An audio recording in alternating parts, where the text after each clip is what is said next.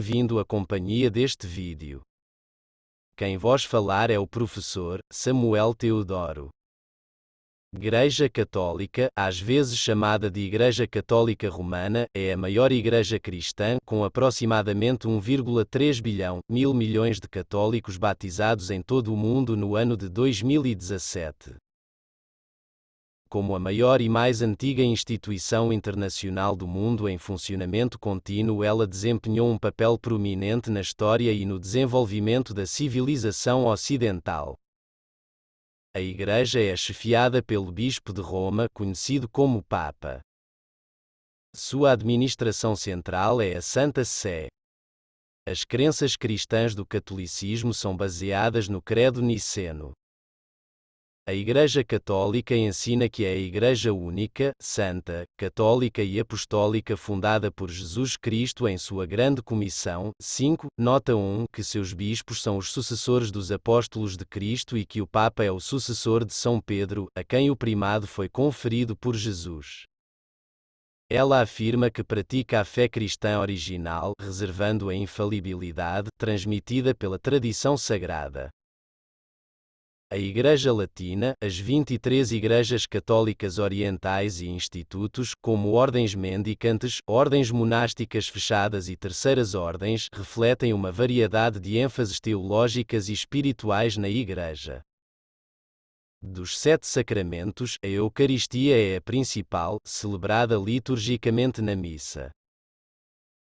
A Igreja ensina que, através da consagração de um sacerdote, o pão e o vinho sacrificiais se tornam o corpo e o sangue de Cristo. A Virgem Maria é venerada na Igreja Católica como Mãe de Deus e Rainha do Céu, homenageada em dogmas e devoções. Seus ensinamentos incluem a divina misericórdia, a santificação pela fé e a evangelização do Evangelho, bem como a doutrina social católica que enfatiza o apoio voluntário aos doentes, pobres e aflitos pelas obras corporais e espirituais de misericórdia. A Igreja Católica é o maior provedor não governamental de educação e saúde no mundo. A Igreja influenciou a filosofia, a cultura, a arte e a ciência ocidentais. Os católicos vivem em todo o mundo através de missões, diáspora e conversões. Desde o século XX, a maioria reside no hemisfério sul devido à secularização na Europa e ao aumento da perseguição no Oriente Médio. A Igreja Católica compartilhou a comunhão com a Igreja Ortodoxa Oriental até o Grande Cisma em 1054, disputando particularmente a autoridade do Papa. Antes do Concílio de Éfeso, em 431 d.C., a Igreja do Oriente também participava dessa comunhão, assim como as igrejas ortodoxas orientais antes do Concílio de Calcedónia, em 451 d.C., todas separadas principalmente por diferenças na cristologia.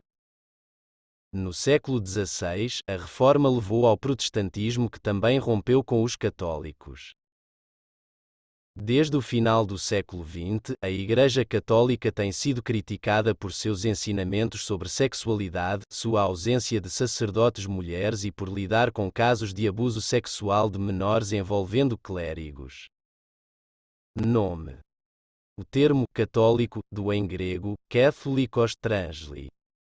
Católicos foi usado pela primeira vez para descrever a Igreja no início do século II. O primeiro uso conhecido da frase, a Igreja Católica, Catholic Ecclesia ou Catholic Ecclesia, ocorreu na carta escrita por volta do ano 110 por Santo Inácio de Antioquia. Nas palestras catequéticas c. 350 de São Cirilo de Jerusalém, o nome Igreja Católica foi usado para distingui-la de outros grupos que também se denominavam a Igreja. A noção católica foi enfatizada ainda mais no Edito de Fide Católica, emitido em 380 por Teodósio I, o último imperador a governar as metades oriental e ocidental do Império Romano, ao estabelecer a Igreja Estatal do Império Romano. Desde o Grande Cisma de 1054, a Igreja Oriental adotou o adjetivo ortodoxo como seu epíteto distinto. No entanto, seu nome oficial continua sendo Igreja Católica Ortodoxa, e a Igreja Ocidental, em comunhão com a Santa Sé, adotou o termo católico, mantendo essa descrição também após a Reforma Protestante do século XVI, quando aqueles que deixaram de estar em comunhão ficaram conhecidos como protestantes. Embora a expressão Igreja Romana tenha sido usada para descrever a diocese do Papa em Roma desde a queda do Império Romano do Ocidente e até o início da Idade Média, século 6 a 10, o termo Igreja Católica Romana passou a ser aplicado a toda a Igreja desde a Reforma Protestante no final do século XVI. Ocasionalmente, o termo católico romano também apareceu em documentos produzidos pela Santa Sé, aplicados principalmente a certas conferências episcopais nacionais e dioceses locais. O nome Igreja Católica para toda a Igreja é usado no Catecismo da Igreja Católica 1990 e no Código de Direito Canônico 1983. O nome Igreja Católica também é usado nos documentos do Concílio Vaticano II, 1962 a 1965, Concílio Vaticano II, 1869 a 1870, Concílio de Trento, 1545 a 1563, e vários outros documentos oficiais. Organização. A Igreja Católica segue uma política episcopal, liderada por bispos que receberam o sacramento das ordens sagradas, quais são dadas jurisdições formais de governo dentro da Igreja. Santa Sé, Papado, Cúria Romana e Colégio dos Cardeais. A hierarquia da Igreja Católica é chefiada pelo Bispo de Roma, conhecido como Papa, em latim, Papa. Pai, que é o líder da Igreja Católica Mundial. O atual Papa, Francisco, foi eleito em 13 de março de 2013 pelo conclave papal. O escritório do Papa é conhecido como Papado. A Igreja Católica sustenta que Cristo instituiu o papado ao dar as chaves do céu a São Pedro. Sua jurisdição eclesiástica é chamada de Santa Sé, Sancta Sedes em latim, ou Sé Apostólica, que significa ver do apóstolo Pedro. Servindo diretamente ao Papa está a Cúria Romana, o órgão governante central que administra os negócios cotidianos da Igreja Católica. O Papa também é soberano da Cidade do Vaticano, uma pequena cidade-estado totalmente encravada dentro da cidade de Roma, que é uma entidade distinta da Santa Sé. É como chefe da Santa Sé, não como chefe do Estado da Cidade do Vaticano, que o Papa recebe embaixadores de Estados e envia a eles seus próprios representantes diplomáticos. A posição de cardeal é uma posição de honra concedida pelos papas a certos clérigos, como líderes da Cúria Romana, bispos que servem nas principais cidades e ilustres teólogos. Para aconselhamento e assistência no governo, o Papa pode recorrer ao Colégio de Cardeais. Após a morte ou renúncia de um Papa, membros do Colégio de Cardeais com menos de 80 anos de idade atuam como um colégio eleitoral, reunidos em um conclave papal para eleger um sucessor. Embora o conclave possa eleger qualquer católico masculino como Papa desde 1389, apenas cardeais foram eleitos. Direito canônico. Ver artigo principal, Código de Direito Canônico. Direito canônico em latim, jus canonicum é o sistema de leis e princípios legais elaborado e aplicado pelas autoridades hierárquicas da Igreja Católica para regular sua organização e governo externos e ordenar e direcionar as atividades dos católicos em direção à missão da Igreja. A lei canônica da Igreja Latina foi o primeiro sistema jurídico ocidental moderno e é o mais antigo sistema jurídico em funcionamento contínuo no Ocidente. Leis eclesiásticas positivas, baseadas direta ou indiretamente em lei divina e imutável ou lei natural, derivam autoridade formal no caso de leis universais promulgadas pelo legislador supremo, o Sumo Pontífice, que possui em sua pessoa a totalidade do poder legislativo, executivo e judicial, enquanto leis particulares derivam autoridade formal da promulgação por um legislador inferior ao legislador supremo, seja um legislador ordinário ou um legislador delegado. O material sujeito aos cânones não é apenas de natureza doutrinária ou moral, mas abrange toda a condição humana. Possui todos os elementos comuns de um sistema jurídico maduro: leis, tribunais, advogados, juízes, um código jurídico totalmente articulado para a Igreja Latina, bem como um código para as Igrejas Católicas Orientais, princípios de interpretação jurídica e sanções coercitivas. O direito canônico diz respeito à vida e organização da Igreja Católica e é distinto do direito civil. Em seu próprio campo, dá força ao direito civil apenas por promulgação específica em questões como a tutela de menores. Da mesma forma, o direito civil pode dar força em seu campo ao direito canônico, mas apenas por promulgação específica, como no que diz respeito aos casamentos canônicos. Atualmente, o Código de Direito Canônico de 1983 está em vigor para a Igreja Latina, enquanto o Código de Cânones das Igrejas Orientais de 1990 CCEO, depois das iniciais latinas, se aplica às Igrejas Católicas Orientais Autónomas. Igrejas Latinas e Orientais. Ver artigos principais: Igrejas Católicas Particulares e Ritos Litúrgicos, Igreja Católica de Rito Latino e Igrejas Católicas Orientais. Nos primeiros 1000 anos da história católica, diferentes variedades do cristianismo se desenvolveram nas áreas cristãs ocidental e oriental da Europa. Embora a maioria das igrejas de tradição oriental não esteja mais em comunhão com a Igreja Católica após o Grande Cisma de 1054, atualmente participam igrejas particulares autónomas de ambas as tradições, também conhecidas como igrejas sui iuris. A maior e mais conhecida é a Igreja Latina, a única igreja de tradição ocidental, com mais de 1 bilhão de membros em todo o mundo.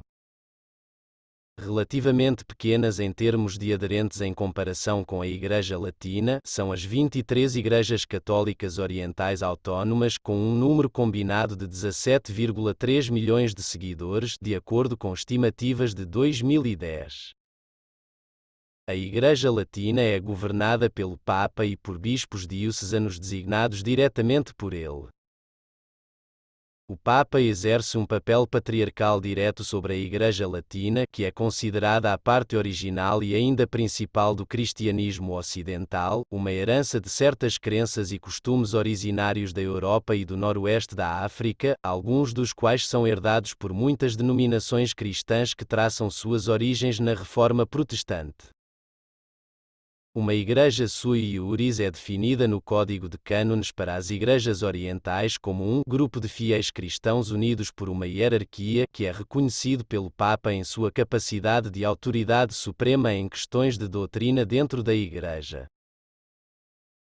O termo é uma inovação do CCEO para denotar a relativa autonomia das Igrejas Católicas Orientais, que permanecem em plena comunhão com o Papa, mas possuem estruturas de governança e tradições litúrgicas separadas das da Igreja Latina. Algumas igrejas católicas orientais são governadas por um patriarca que é eleito pelo sínodo dos bispos dessa igreja, outras são chefiadas por um arcebispo maior, outras estão sob uma metropolita e outras são organizadas como eparquias individuais. Cada igreja tem autoridade sobre os detalhes de sua organização interna, ritos litúrgicos, calendário litúrgico e outros aspectos de sua espiritualidade, sujeitos apenas à autoridade do Papa. A Cúria Romana tem um departamento específico, a Congregação para as Igrejas Orientais, para manter relações com elas. Dioceses, paróquias, organizações e institutos.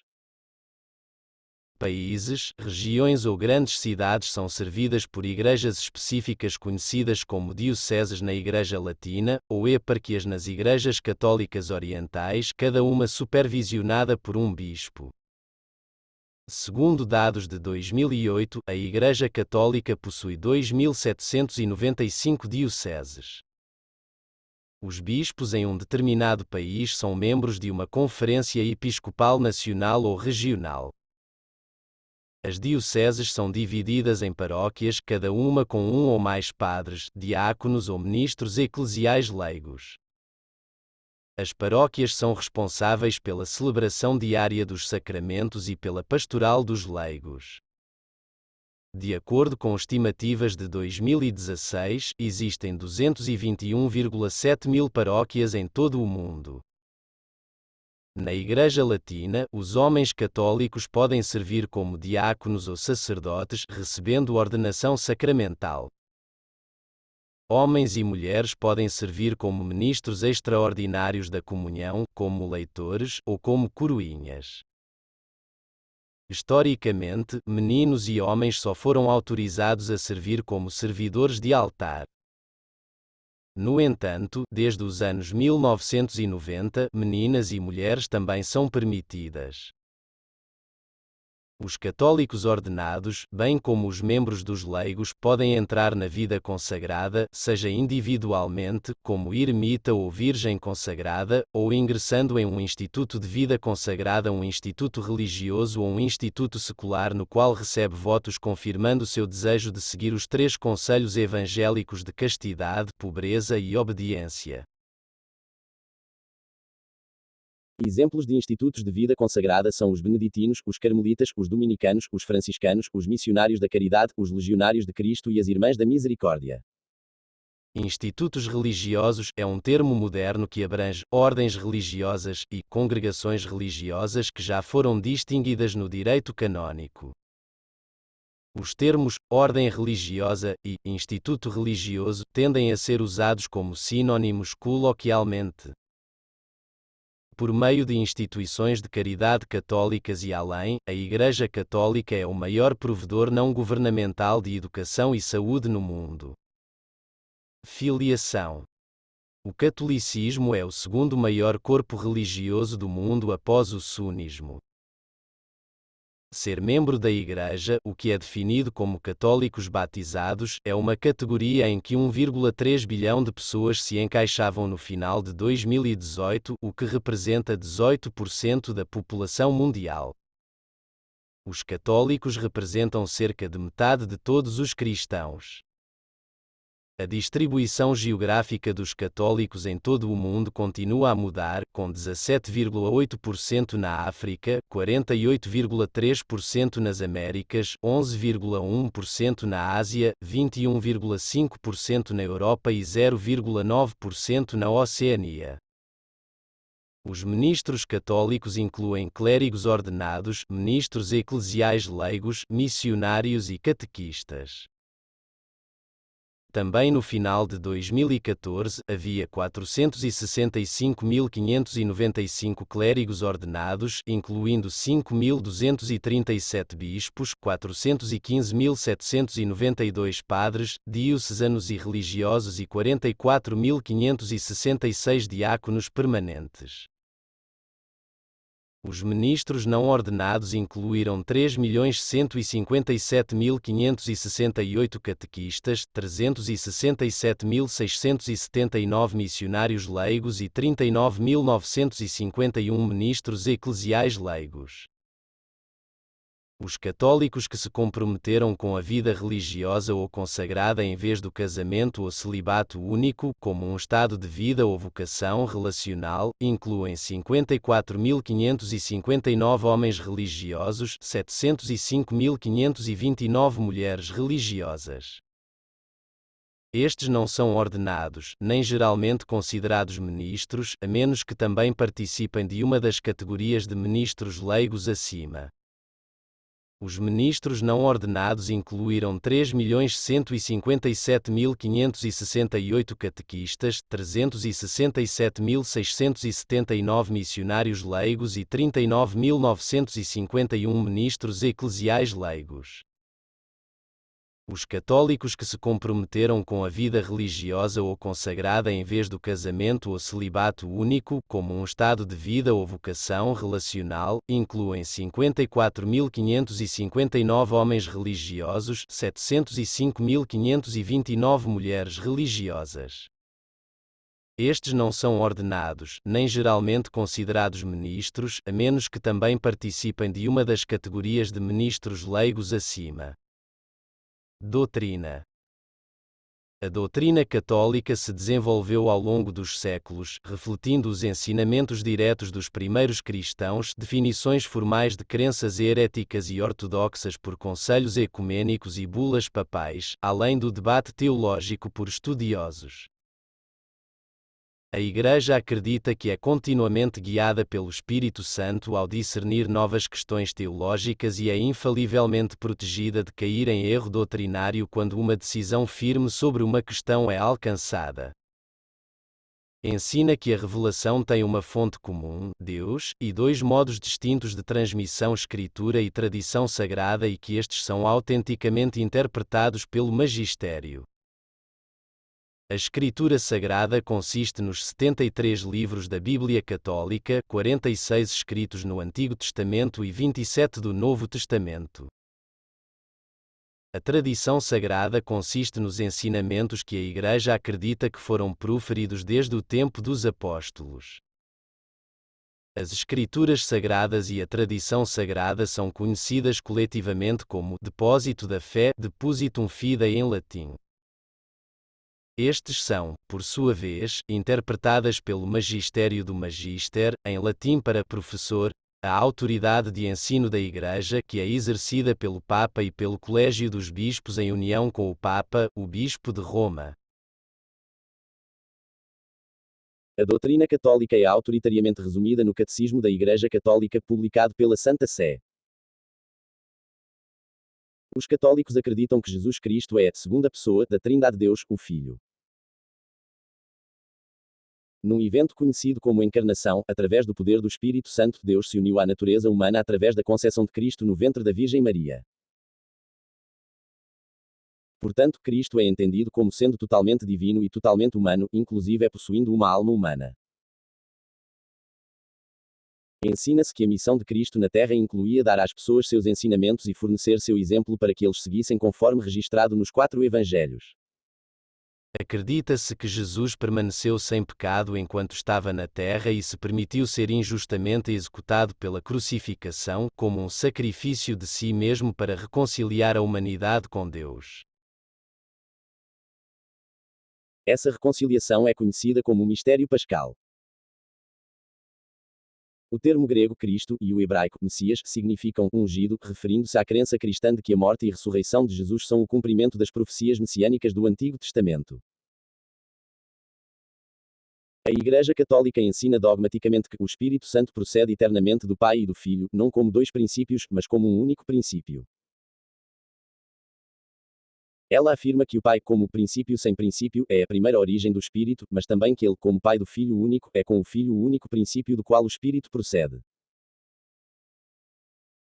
Essa crença é expressa na cláusula Filioque, que foi adicionada à versão latina do Credo Niceno de 381, mas não incluída nas versões gregas do Credo usado no cristianismo oriental. Natureza da Igreja. A Igreja Católica ensina que é a única Igreja verdadeira, o sacramento universal da salvação para a raça humana, e a única religião verdadeira. Segundo o Catecismo, a Igreja Católica é descrita no Credo Niceno como a Igreja única, santa, católica e apostólica. Estes são conhecidos coletivamente como as 4 marcas da Igreja. A Igreja ensina que seu fundador é Jesus Cristo. O Novo Testamento registra vários eventos considerados essenciais para o estabelecimento da Igreja Católica, incluindo as atividades e o ensino de Jesus e sua nomeação dos apóstolos como testemunhas de seu ministério, sofrimento e ressurreição. A Grande Comissão, após sua ressurreição, instrui os apóstolos a continuarem seu trabalho. A vinda do Espírito Santo sobre os apóstolos, em um evento conhecido como Pentecostes, é vista como o início do ministério público da Igreja Católica. A Igreja ensina que todos os bispos devidamente consagrados têm uma sucessão linear dos apóstolos de Cristo, conhecida como sucessão apostólica. Em particular, o bispo de Roma, o Papa, é considerado o sucessor do apóstolo Simão Pedro, uma posição da qual ele deriva sua supremacia sobre a Igreja. A crença católica sustenta que a Igreja é a presença contínua de Jesus na Terra e que somente ela possui todos os meios de salvação. Através da paixão-sofrimento de Cristo levando à sua crucificação, conforme descrito nos Evangelhos, é dito que Cristo fez a si mesmo uma oblação a Deus Pai, a fim de reconciliar a humanidade com Deus. A ressurreição de Jesus faz dele o primogênito dentre os mortos, o primeiro dentre muitos irmãos. Ao se reconciliar com Deus e seguir as palavras e ações de Cristo, um indivíduo pode entrar no reino de Deus. A Igreja vê sua liturgia e sacramentos como uma forma de perpetuar as graças alcançadas pelo sacrifício de Cristo para fortalecer o relacionamento de uma pessoa com Cristo e ajudar a vencer o pecado. Julgamento final. A Igreja Católica ensina que, imediatamente após a morte, a alma de cada pessoa receberá um julgamento específico de Deus, com base em seus pecados e em seu relacionamento com Cristo. Este ensinamento também atesta outro dia em que Cristo se sentará no julgamento universal de toda a humanidade. Esse julgamento final, de acordo com os ensinamentos da Igreja, trará um fim à história da humanidade e marcará o início de um novo e melhor céu e terra, governados por Deus justo. Dependendo do julgamento proferido após a morte, acredita-se que uma alma possa entrar em um dos três estados da vida após a morte. O céu é um estado de união sem fim com a natureza divina de Deus, não ontologicamente, mas pela graça. É uma vida eterna, na qual a alma contempla Deus numa beatitude incessante. O purgatório é uma condição temporária para a purificação das almas que, embora destinadas ao céu, não estão totalmente desapegadas do pecado e, portanto, não podem entrar no céu imediatamente. No purgatório, a alma sofre e é purgada e aperfeiçoada. As almas no purgatório podem ser ajudadas a alcançar o céu pelas orações dos fiéis na terra e pela intercessão dos santos. Danação final, finalmente, aqueles que persistem em viver em estado de pecado mortal e não se arrependeram antes da morte se sujeitam ao inferno, uma separação eterna de Deus. A Igreja ensina que ninguém é condenado ao inferno sem ter decidido rejeitar a Deus livremente. Ninguém está predestinado ao inferno e ninguém pode determinar com absoluta certeza quem foi condenado ao inferno. O catolicismo ensina que, pela misericórdia de Deus, uma pessoa pode se arrepender a qualquer momento antes da morte, ser iluminada com a verdade da fé católica e, assim, obter a salvação. Alguns teólogos católicos especularam que as almas de bebês não batizados e não cristãos sem pecado mortal, mas que morrem no pecado original, são atribuídas ao limbo, embora este não seja um dogma oficial da Igreja. Enquanto a Igreja Católica ensina que sozinha possui todos os meios de salvação, também reconhece que o Espírito Santo pode fazer uso de comunidades cristãs separadas de si para impulsionar a unidade católica e tender e liderar em direção à Igreja Católica e, assim, levar as pessoas à salvação, porque essas comunidades separadas contêm alguns elementos da doutrina, embora misturados com erros. Ela ensina que quem é salvo pela Igreja Católica, mas que as pessoas podem ser salvas fora dos meios comuns conhecidos como batismo do desejo e pelo martírio pré-batismal conhecido como batismo de sangue, bem como quando as condições de invencibilidade a ignorância está presente, embora a ignorância invencível em si mesma não sejam um meio de salvação. Santos e devoções. Um santo também é uma pessoa que é reconhecida por ter um grau excepcional de santidade, semelhança ou proximidade com Deus, enquanto a canonização é o ato pelo qual uma igreja cristã declara que uma pessoa que morreu foi um santo, na qual a declaração é incluída no cânone, ou lista de santos reconhecidos. Na Igreja Católica, tanto nas igrejas católicas latinas quanto nas orientais, o ato de canonização é reservado à Sé Apostólica e ocorre na conclusão de um longo processo que exige uma extensa prova de que o candidato à canonização viveu e morreu de maneira tão exemplar e santa que ele é digno de ser reconhecido como um santo. O reconhecimento oficial da santidade pela Igreja implica que a pessoa está agora no céu e que ela pode ser invocada publicamente e mencionada oficialmente na liturgia da Igreja, inclusive na ladainha de todos os santos. A canonização permite a veneração universal do santo na liturgia do rito romano. Para permissão para venerar meramente localmente, somente beatificação é necessária.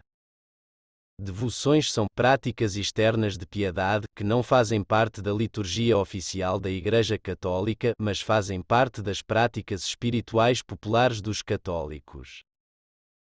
Isso inclui várias práticas relacionadas à veneração dos santos, especialmente a veneração da Virgem Maria. Outras práticas devocionais incluem a Via Crucis, o Sagrado Coração de Jesus, a Santa Face de Jesus, os vários escapulários, as novenas a vários santos, peregrinações, devoções ao Santíssimo Sacramento e a veneração de imagens santas, como os santos. Os bispos do Concílio Vaticano II lembraram aos católicos que as devoções devem ser tão elaboradas que se harmonizem com as estações litúrgicas, de acordo com a Sagrada Liturgia, de alguma forma derivam dela e levam o povo a ela, pois, de fato, a liturgia, por sua própria natureza, ultrapassa em muito qualquer uma delas. Virgem Maria. A Mariologia católica lida com as doutrinas e os ensinamentos sobre a vida de Maria, mãe de Jesus, bem como a veneração de Maria pelos fiéis. Ela tem especial consideração entre os católicos, que a declaram a Mãe de Deus em grego, Theotokos, Portadora de Deus, e acreditam no dogma de que ela permaneceu virgem ao longo de sua vida. Outros ensinamentos incluem as doutrinas da Imaculada Conceição, sua própria concepção sem a mancha do pecado original e a Assunção de Maria, que seu corpo foi diretamente para o céu no final de sua vida. Ambas as doutrinas foram definidas como dogma infalível pelo Papa Pio IX, em 1854, e pelo Papa Pio XII, em 1950, respectivamente, mas somente após consultar os bispos católicos de todo o mundo para verificar se essas eram crenças católicas. As devoções a Maria fazem parte da piedade católica, mas são distintas da adoração a Deus. As práticas incluem orações e arte, música e arquitetura mariana. Várias festas litúrgicas marianas são comemoradas durante todo o ano da Igreja e ela é homenageada com muitos títulos como Rainha do Céu. O Papa Paulo VI a chamou de Mãe da Igreja porque, ao dar a luz a Cristo, ela é considerada a mãe espiritual de cada membro do corpo de Cristo. Devido ao seu papel influente na vida de Jesus, orações e devoções, como a Ave Maria, o Rosário, a Salve Regina e o Lembrai-vos, são práticas católicas comuns. A peregrinação aos locais de várias aparições marianas afirmadas pela Igreja, como Lourdes, Fátima e Guadalupe, também são devoções católicas populares. Sacramentos. A Igreja Católica ensina que foram confiados 7 sacramentos instituídos por Cristo. O número e a natureza dos sacramentos foram definidos por vários concílios ecumênicos, mais recentemente o Concílio de Trento. São o batismo, a crisma, a Eucaristia, a penitência, a unção dos enfermos, anteriormente chamada de a extrema unção, um dos últimos ritos, as ordens sagradas e o matrimónio sagrado. Os sacramentos são rituais visíveis que os católicos interpretam como sinais da presença de Deus e canais efetivos da graça de Deus para todos aqueles que o recebem com a disposição adequada ex opere operato. O Catecismo da Igreja Católica classifica os sacramentos em 3 grupos: os sacramentos da iniciação cristã, os sacramentos da cura, e os sacramentos a serviço da comunhão e a missão dos fiéis. Esses grupos refletem amplamente as etapas da vida natural e espiritual das pessoas que cada sacramento deve servir. As liturgias dos sacramentos são centrais para a missão da Igreja. De acordo com o Catecismo. De acordo com a doutrina da Igreja, os sacramentos da Igreja exigem que a forma, a matéria e a intenção adequadas sejam validamente celebradas. Além disso, as leis canónicas da Igreja Latina e das Igrejas Católicas Orientais governam quem pode celebrar licitamente certos sacramentos, bem como regras estritas sobre quem pode receber os sacramentos. Notavelmente, porque a Igreja ensina que Cristo está presente na Eucaristia, aqueles que estão conscientes de estar em um estado de pecado mortal são proibidos de receber o sacramento até que tenham recebido absolvição por meio do sacramento da reconciliação penitência. Os católicos normalmente são obrigados a se abster de comer por pelo menos 1 hora antes de receber o sacramento. Normalmente, os não católicos também são proibidos de receber a Eucaristia. Os católicos, mesmo que estivessem em perigo de morte e incapazes de se aproximar de um ministro católico, não podem pedir os sacramentos da Eucaristia, penitência ou unção dos doentes de alguém, como um ministro protestante que não se sabe validamente ordenado de acordo com o ensino católico sobre ordenação. Da mesma forma, mesmo em necessidade grave e premente, os ministros católicos podem não administrar esses sacramentos àqueles que não manifestam fé católica no sacramento. Em relação às igrejas do cristianismo oriental que não estão em comunhão com a Santa Sé, a Igreja Católica é menos restritiva, declarando que uma certa communion in sacris e assim na Eucaristia, dadas as circunstâncias adequadas e a aprovação da autoridade da Igreja, não é apenas possível, como é incentivada. Sacramentos de iniciação. Batismo. Para a Igreja Católica, o batismo é o primeiro dos 3 sacramentos de iniciação como cristão. Ele lava todos os pecados, tanto o pecado original quanto os pecados pessoais. Isto torna uma pessoa um membro da Igreja. Como um presente gratuito de Deus que não requer mérito por parte da pessoa que é batizada, é conferido até às crianças que, embora não tenham pecados pessoais, precisam disso por causa do pecado original. Se uma criança recém-nascida estiver em perigo de morte, qualquer pessoa, seja um médico, uma enfermeira ou um dos pais, pode batizar a criança. O batismo marca uma pessoa permanentemente e não pode ser repetido. A Igreja Católica reconhece como batismos válidos mesmo os conferidos por pessoas que não são católicas ou cristãs, desde que pretendam batizar, fazer o que a Igreja faz quando ela batiza, e que eles usam a fórmula batismal trinitária. Crisma. A Igreja Católica vê o sacramento da Crisma como necessário para completar a graça dada no batismo. Quando os adultos são batizados, a crisma é normalmente dada imediatamente depois, uma prática seguida mesmo com bebês recém-batizados nas igrejas católicas orientais. No rito latino, a crisma das crianças é adiada até que tenham idade suficiente para entender ou a critério do bispo. No cristianismo ocidental, particularmente no catolicismo, o sacramento é chamado de confirmação, porque confirma e fortalece a graça do batismo. Nas igrejas orientais, é chamado crisma, porque o rito essencial é a unção da pessoa com crisma, uma mistura de azeite e alguma substância perfumada, geralmente bálsamo, abençoado por um bispo. Aqueles que recebem a crisma devem estar em um estado de graça, o que para aqueles que atingiram a idade da razão significa que devem primeiro ser limpos espiritualmente pelo sacramento da penitência. Eles também devem ter a intenção de receber o sacramento e estar preparados para mostrar em suas vidas que são cristãos. Eucaristia. Para os católicos, a Eucaristia é o sacramento que completa a iniciação cristã. É descrito como a fonte e o cume da vida cristã. A cerimônia em que um católico recebe a Eucaristia é conhecida como Primeira Comunhão. A celebração eucarística, também chamada de missa ou divina liturgia, inclui orações e leituras das Escrituras, bem como uma oferta de pão e vinho, que são levados ao altar e consagrados pelo sacerdote para se tornar o corpo e o sangue de Jesus Cristo, uma mudança chamada transubstanciação. As palavras da instituição refletem as palavras ditas por Jesus durante a última ceia, onde Cristo ofereceu seu corpo e sangue aos apóstolos na noite anterior à sua crucificação. O sacramento torna presente o sacrifício de Jesus na cruz e o perpetua. A morte e ressurreição de Cristo dão graça através do sacramento que une os fiéis a Cristo e uns aos outros, remete o pecado venial e ajuda a cometer um pecado moral, embora o próprio pecado mortal seja perdoado pelo sacramento da penitência.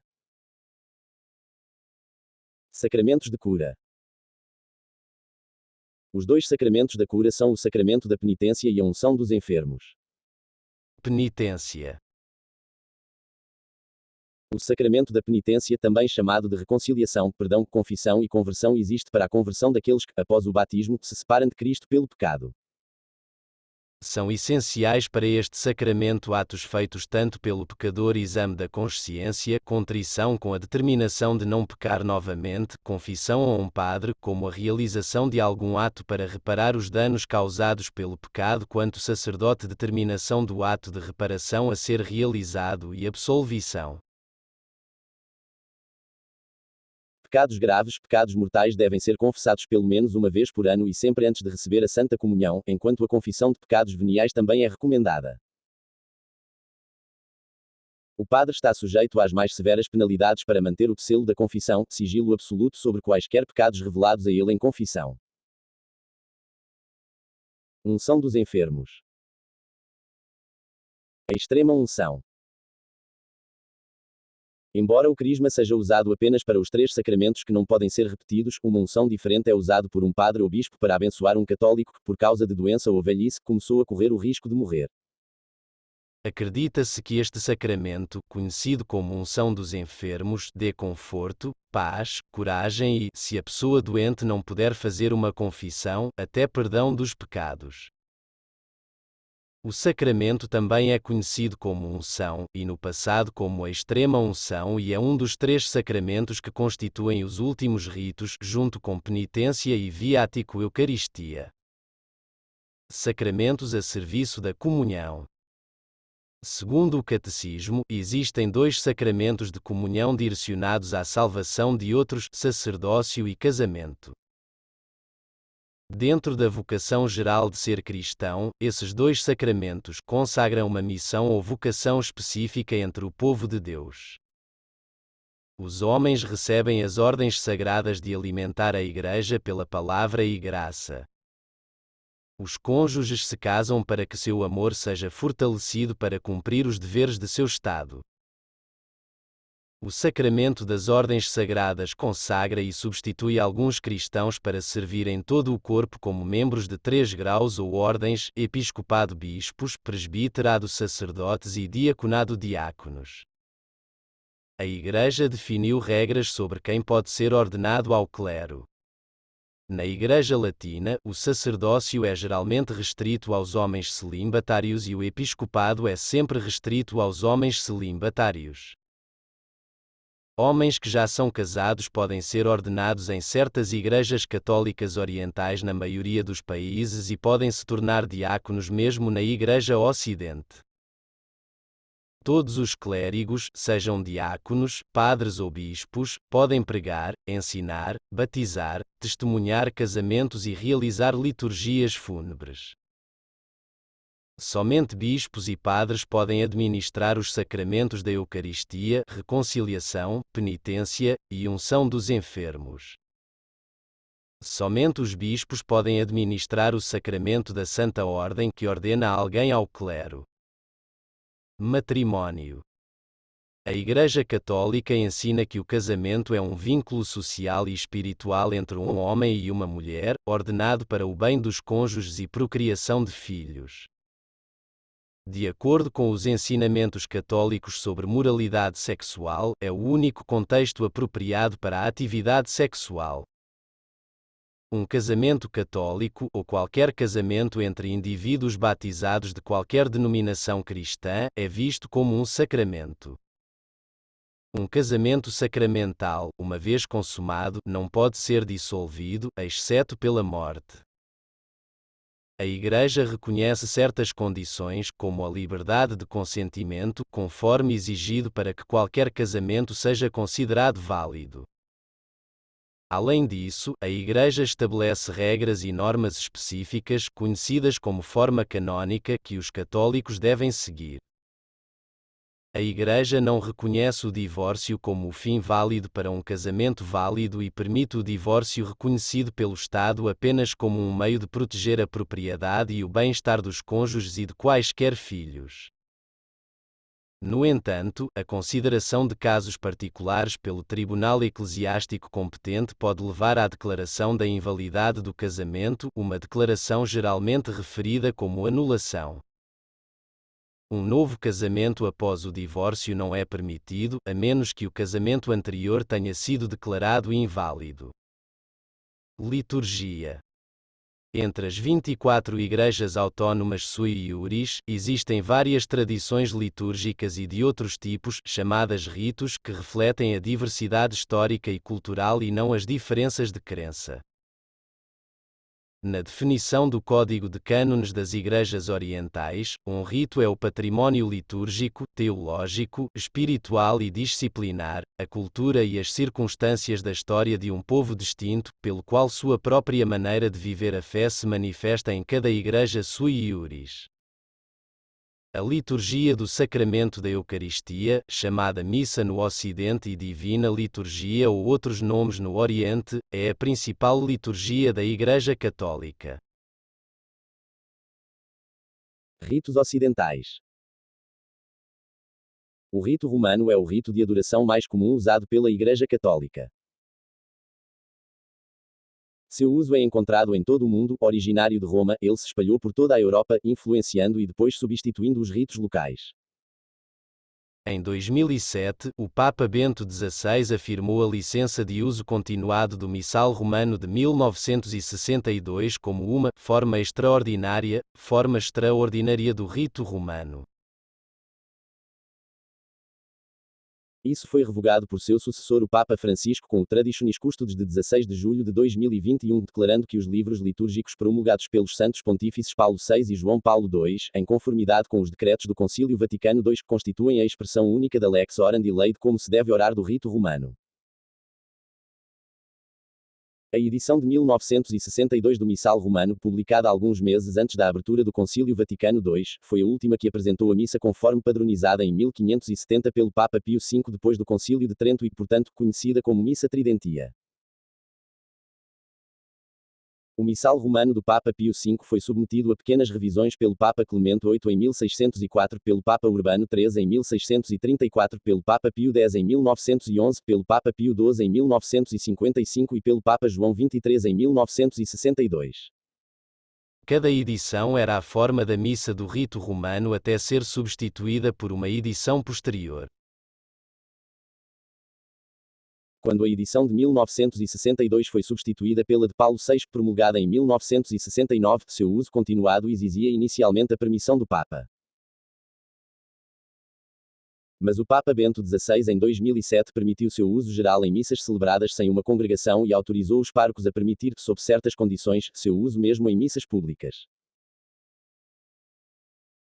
Desde 16 de julho de 2021 a missa tridentia pode ser celebrada licitamente apenas se autorizada pelo bispo diocesano, seguindo as orientações da Santa Sé. Deve ser celebrada em latim litúrgico exceto pelas leituras das Escrituras, que devem ser proclamadas em vernacular.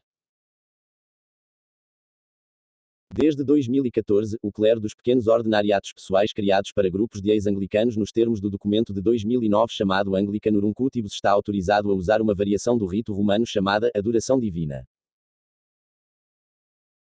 Na Arquidiocese de Milão, com cerca de 5 milhões de católicos, a missa é celebrada de acordo com o rito ambrosiano. Outros ritos da Igreja Latina incluem os moçárabes e os de alguns institutos religiosos. Esses ritos litúrgicos têm uma antiguidade de pelo menos 200 anos antes de 1570, a data do Quo Primum do Papa Pio V, e assim foram autorizados a continuar.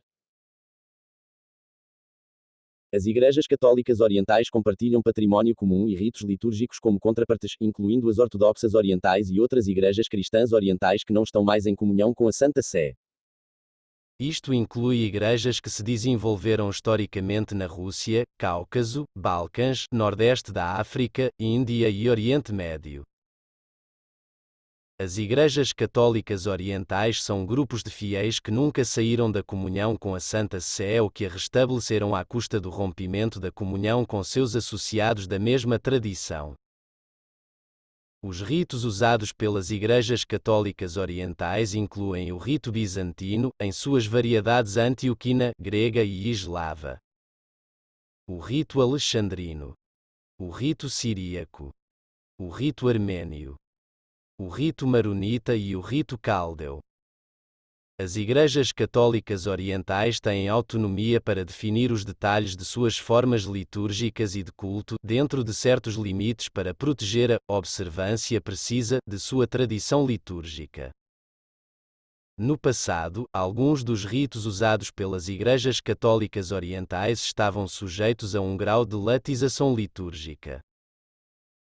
No entanto, nos últimos anos, as igrejas católicas orientais voltaram às práticas orientais tradicionais de acordo com o decreto do Concílio Vaticano II, Orientalium Ecclesiarum. Cada igreja tem seu próprio calendário. Este estudo continuará no próximo vídeo. Deus abençoe sempre você e sua família. Próximo vídeo litúrgico.